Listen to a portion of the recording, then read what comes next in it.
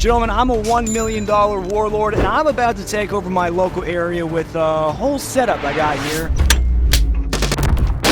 Before we get to this setup, I gotta show you the $1 setup, so anyone can be a warlord.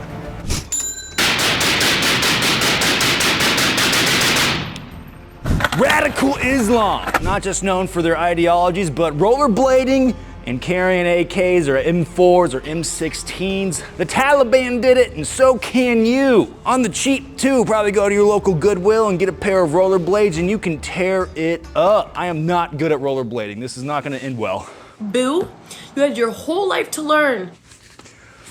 Ooh. Hey, get off my range!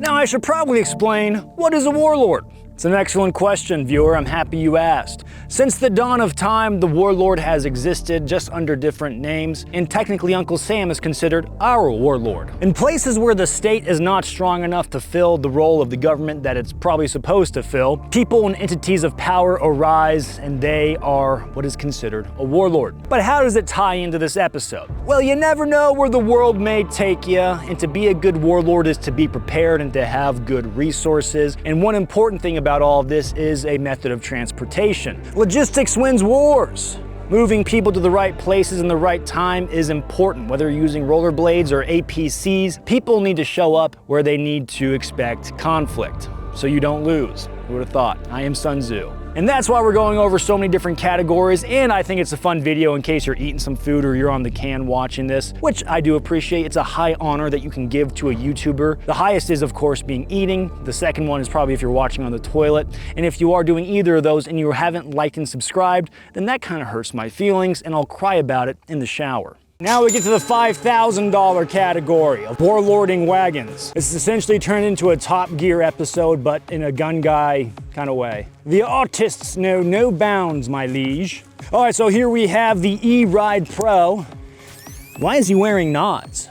Because it's funny. All right, so here we have the E-Ride Pro SS. I got this from Americana Pipe Dream Apparel. They are distributors of said e-bikes. Now I know there's a hot debate, a hot war amongst the dirt bike, e-bike crowd. Of course, I'm not worthy to chime in, but I think the e-bike is a really cool option to have if you can afford one. Also, they don't just have e-bikes. They of course have military surplus, night vision, knives, manuals, and a whole accoutrement of stuff to help keep your LARP going very hard in your mother's basement. Thank you, Americana Pipe Dream Apparel. Ka-chow. Shocks, pegs, lucky. E-bikes, kind of the new hotness. The technology has hit the market and we are mopping them up, lapping it up, one might say. Guys like Dirty Civ have done whole thought essays on them, comparing them to dirt bikes and then an e-bike standalone. I personally, in catastrophe, would rather have a dirt bike just due to the availability of gasoline and how far gas can take you. And if a power grid is down, then how the hell do I charge this thing? But one big thing that I love about this is how quiet it is. Good for sneaking up on motherfuckers. I am not a motocross guy. I am not worthy of that. I suck on bikes, but something like this is pretty easy to hop on and pick up and learn, and can cover a lot of ground a lot quicker without the added wear and tear or fatigue to your normal self. So I appreciate a method of transportation like this. This is much better than the $1 rollerblade option. Those rollerblades are also probably the worst rollerblades I've ever worn in my life, and they hurt my little feetsies really bad. You guys like my frog skin wrap? Looks pretty sick, dude. Actually, the 2nd Armored in Normandy, they wore frog skin camo when they were fighting against the Germans, but there were too many friendly fire incidents because everyone associated camouflage with the Germans. The more you know. World War II fact. We just became best friends. Holy Santa Claus. Who doesn't love a good World War II fact? Now you may be saying to yourself, hey admin, this e-bike thing's a real big fad. And maybe you're right, but we have been seeing e-bikes used in the conflict in Ukraine or the war in Ukraine, depending on which bots are gonna spam this comment section after I said that. What we were seeing is guys pretty much riding up with some sort of rocket launching device, be it, I don't know, RPG, AT-4, Javelin, I don't know, whatever they get access to over there. They ride up all stealthy and quiet like, dismount, launch the ordnance, and then they can boot, scoot, and boogie out of there really fast. I think that's neat. In places where it may not call for a drone to handle things, human muscle, tissue, blood, sweat, and tears will still be needed. Just because drones exist don't mean they obsolete everything, buckaroos, but they are scary. My camera guy was chasing me around with a drone while filming part of this, and it felt like the true Ukrainian experience, I guess. Now, of course, motorcycles aren't new to warfare. Since their inception, mankind has thrown them into the meat grinder where they have been used. My older brother fought in Afghanistan and he was riding around on dirt bikes while he was there. So it is not a new concept, but the new thing for us is throwing massive batteries into these electric bikes. And hopefully the technology gets better, because I do think they're cool. They're definitely very get up and go, and it will eat your lunch money if you're not careful. Finally. The e-bike is fun, the e-bike is cool, but it can't do all of the things you need to succeed in school. Hello, I'm Bob Isis of Isis Toyota. Get in, loser, we're overthrowing the local regime.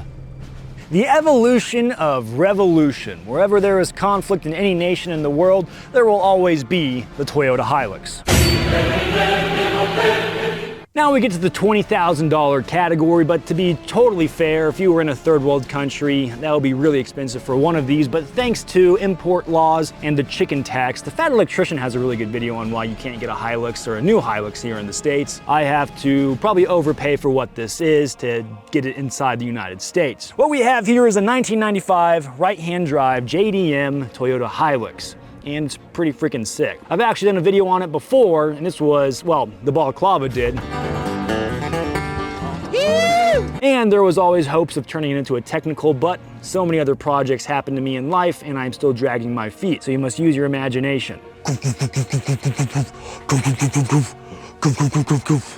Now, typically when you see a Toyota Hilux in conflict, they are often equipped as a technical. Now, the term technical has to do with any sort of like civilian soft-skinned vehicle being retrofitted with attachments that are force multipliers in combat. Where there is a lack of high-end, say, armored equipment or armored vehicles, whatever you have laying about is what fills that gap. If you need to mount some sort of machine gun and have a convoy, well, you may not have a bunch of APCs, but you may have a bunch of Toyota Hiluxes. And that's why they have become so prominent in a lot of conflict nations. Another reason they are so popular is their rugged reliability. If you watch Top Gear to Whistling Diesel, and I think we're probably gonna reference him a couple times in this video, you'll see that these things can take a beating and keep on ticking. They are extremely rugged, reliable vehicles, making them very popular for places in the third world that have a very harsh nature to them on their vehicles. Right-hand drive makes me feel like the mailman, or like some of your dads. Yep, that's an engine.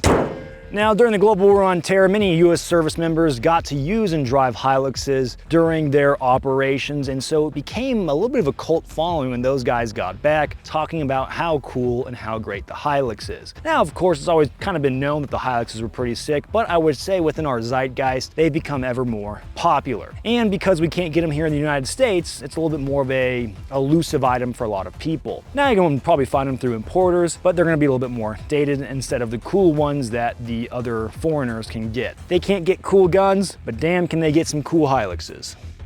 God bless them. Now, of course, unless you weld on some sort of armor to your Hilux, they are very susceptible to small arms fire. A rifle round will go through a Toyota Hilux like a hot knife through butter, meaning that if you are on the inside, you will die, which is suboptimal. I don't want you guys to die. I like you guys. You guys make the channel fun. Now, of course, in the next category, we're gonna look at a vehicle that is a little bit more bulletproof, or bullet resistant, I should say. Let's go check it out. Next up, we have the $100,000 category, that being a Tesla Cybertruck. Now you may be wondering, admin, why are we doing a Tesla Cybertruck in the whole Warlord scheme of things? Well, my dear viewer, my sweet beloved friend, my innocent little princess. I'm not a princess. That is because in no time at all, Chechens and a guy that kinda could maybe pass as a Mexican Chechen, Brandon Herrera, they mounted some Dishkas and or a 50 cal to their Cybertruck. Thus, they have made the Cybertruck technical.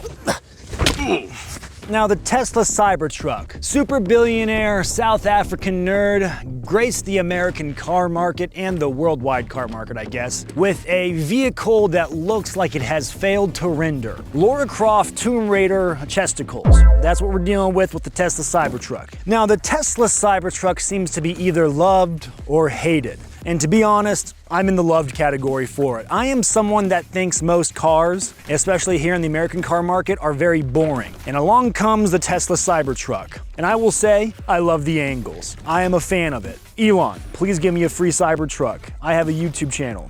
Now, sadly, the Cybertruck here is a rental. I needed something to drive around in, and when I came to Boise, I also needed it for this video. I also wanted to try driving a Cyber. There was a lot accomplished from this. All of this I'm trying to tell you is that the dude that I rented it from went with a heavy Iron Man War Machine theme for the wrap job. It's one of the wrap jobs of all time, I will say. I don't hate it. I mean, it's kind of cool. It's kind of fun. Like, you'd be like a Make-A-Wish guy going to the hospital, be like, hey kid, you want to ride in the War Machine before you die from cancer? Yeah, it's pretty roomy. The Cybertruck's strengths are also the Cybertruck's weaknesses. That being an electric vehicle. When you need a boot scootin' boogie out of town but your car ain't charged, well brother, that's what I call a recipe for disaster. If you look at cataclysmic events, there were definitely electric cars that started fires and burnt houses down, so that could be a little bit of a concern when you get a biblical flood in your area. And sadly, there's not even solar panels on it. I wish there were solar panels on the car so it could just run forever, allegedly. Now, definitely the strength of it is the electric vehicle aspect with how freaking fast it can go. 0 to 60 in seconds, which meaning if you were a warlord and you needed to boot scoot and boogie out of an area, you could do so with great haste and cover a lot of ground. If you got access to constant power, that thing can fly. That is probably one of the fastest cars I've ever driven, and I have driven a Lamborghini. It was like on a racetrack, you know what I mean? It was kind of cool. Now, thanks to Whistling Diesel, I know the Cybertruck has some faults, mainly like the aluminum body just snapping when it shouldn't. Hey, that's a big no-no. But I will say, its biggest strength, to me, I think it looks pretty cool. One thing, unironically, that I'm really excited for is when they start coming out for attachments to the external body, because they will probably get it that much more close to looking like a Halo Warthog. If they start putting like shovels and like axes on it and gas cans, that's gonna look pretty sick. If anything, the Cybertruck feels like a vehicle that would come out of a spaceship in the space scene when they land on Mars. Like, it should have been in Prometheus, but it wasn't around yet. You know what I'm trying to say? That makes sense? All right. Gentlemen, now we get to the $1 million category. This is when you're warlording in the first world, or first world adjacent. When you have a little bit more coin to throw down on your military wing of things. We have the Atlas APC from Goat Armored, a 22,000 pound in some configurations, or a 17,000 pound APC, where you can get the job done of exercising your control on your local area, which is important. It's critical. Or you can take it to the Wendy's drive-thru. Now, I literally just hopped in this thing and I'm driving it right now for the first time. I will say that it's pretty easy to pick up for the most part. I mean, it's like you're driving a Ford, right? A heavily armored, very expensive Ford. Let me in! Let me in! Now, this may look like an MRAP to the uninitiated, but this is in fact an Atlas APC made by our friends from Goat Armored, who were kind enough to bring us out here to Idaho to show off to you guys. And so I want to give them a big thank you for that. Now, they actually make this and sell this to the civilian market, which I think is really cool. It's how the founding fathers intended it to be, where you can have your own aircraft carrier, you can have your own tank, and now you can have your own APC, making your warlord fantasy that much more tangible. It has a height of 8.125 feet. It has a length of over 20 feet, and it has a width of 8.4 feet. Now I gotta ding them. There is a shockingly little amount of cup holders in this, and now as an American, that's very important.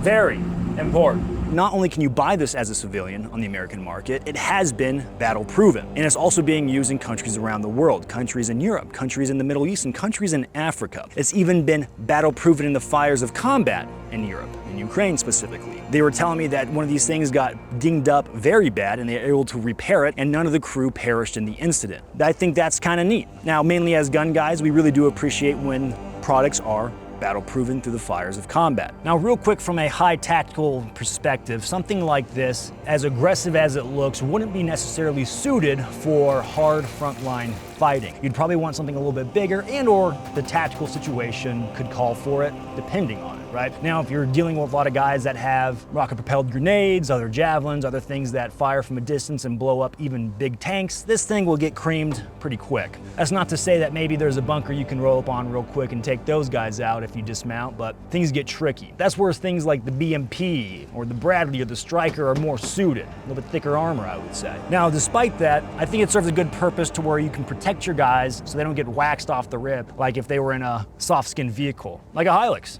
Now, not only can the American citizen purchase one, not only have they been battle proven, but they have garnished a lot of interest from law enforcement agencies. There's a thing called the 1066 program. Now, that program is essentially a hand-me-down from Uncle Sam that a lot of law enforcement agencies utilize. Typically, they get MRAPs. Now, MRAPs are much bigger, I would say, than this bad boy, and they get a little bit wider. And on some back road countries in the middle of nowhere, if you are enforcing the law as a law enforcement goon of the state, that gets a little bit tricky for navigating those back roads. That's where something a little bit more compact comes into play. Something like this bad boy right here. I like the idea of that, and I think it's interesting. So not only could you possibly see these popping up in American citizen hands, fighting in foreign wars, you can also probably see these bad boys enforcing the law in your local area. Now, these guys are telling me an interesting little factoid about this, that they were at a SHOT Show and they were approached by some Ukrainian gentlemen that expressed their desire for a fast exfil from a protected carrier so they could deploy drones quickly. I do find that conflict interesting from a military tactic and how war is evolving perspective. Now, what puts this into the $1 million category is that they start at $395,000. And of course, as you add on more accoutrement, more technology, more things that go into it, the price, as most of the time it goes, just gets higher and higher. There is even a VIP selection that they have that has leather interior, and it kind of looks like a private jet on the inside for the cabin, and then your drivers are up there doing their thing. I mean, it's really cool to see something like this. A little bit out of my price range. I'm gonna stick to the Hilux probably. I'm a big Hilux guy. What if I flip my truck like Brendan Schwab? But it is cool showing off something like this because it makes for good showbiz, baby. Now, as a warlord, of course, you can't just have one APC to enforce your power in your local territory. You have to have multiple APCs, and that's where the price does start to jump up even that much more. Even at the base price of $395, you probably want to get a good convoy of these going to really show the dominance of your area. And warfare is expensive, because then you have to have all the guys that go into this to enforce. You can't just have empty APCs. What's the point? It's about the people. The people make any good business possible. Thanks, camera guy. I do want to give him props. I am a sucker for sharp angles, like I mentioned when I was talking about the Cybertruck, and they do a good job of having a really sleek and elegant design when it comes to the angles of this bad boy. Now, the cool thing about this is that it is street legal. Another thing is that it's very simple to drive. If you can drive a U-Haul, you drive one of these things. They made that very easy, and everything is very familiar if you've ever driven a Ford before. As someone that used to drive in my last job, an F-150, hopping into this thing, it's like, oh, okay, this isn't too bad. The only thing you probably really have to get used to is how small the windows are and your visibility, but there are cameras that will help you out with that, which is kind of nice. Because sometimes when you're in a wrapped up shell of a turtle that is this APC, maybe you don't have the best depth perception.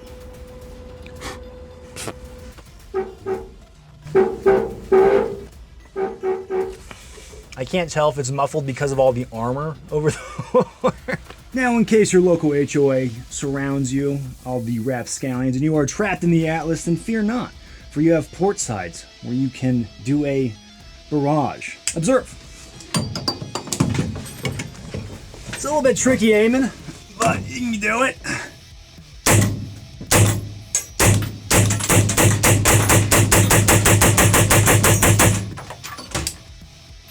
Huh, it's actually quite pleasant from in here when it's got a can on. Exquisite.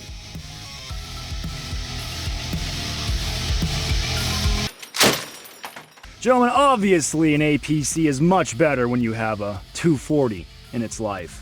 Now, obviously something like this is really cool, but YouTube doesn't think it is. So if you want to see more stuff like this, feel free to like and subscribe. Keep in touch with what we got going on at the channel. I greatly appreciate it. So the M240 medium machine gun, a belt-fed 308, will absolutely tear up anybody that gives you problems as a warlord. Absolutely turning them into a hot pocket of meat flesh. It'll definitely get you where you need to be. Well, all in a day's work, gentlemen. God! I think it's pretty cool, and I like it. I like it a lot. Don't tell them. I am going to steal this. Gentlemen, I hope you enjoyed the video. I have nothing else for you. As always, Godspeed.